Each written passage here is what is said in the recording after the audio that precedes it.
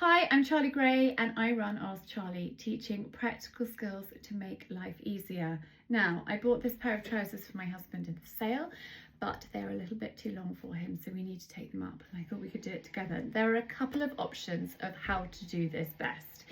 If you don't have a sewing machine, if your sewing skills aren't great, then you can use something called hemming web.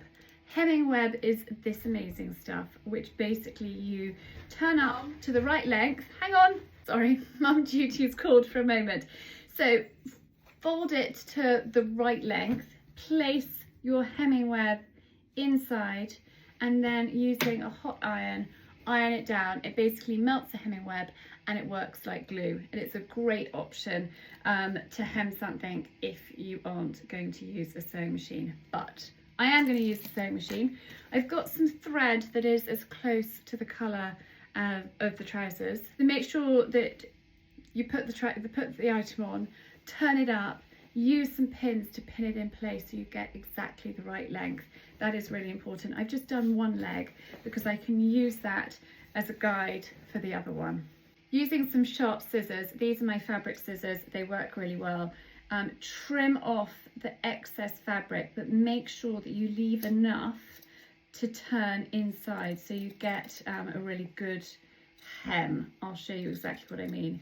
And that is the amount I need to turn it up by. So I am going to iron a crease in so I know exactly the length I want it to be.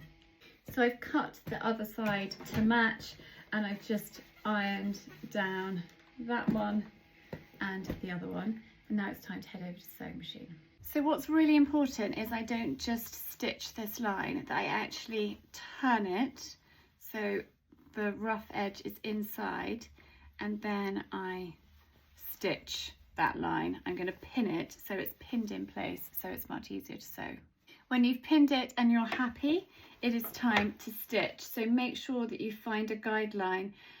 I've put my pins in the right way around, so actually I don't need to take them out. I can just stitch the whole way, and I'm starting from the inside seam rather than the outside. And yeah, let's stitch. Now when you've gone all the way around, make sure that you join up your seams perfectly straight. That is really important. So there we are done, and you can see inside that there is no raggedy edge. Now that is the best way to do it on a sewing machine, but the Wonder Web works really well if you don't have a sewing machine. My husband now has a pair of trousers that fit him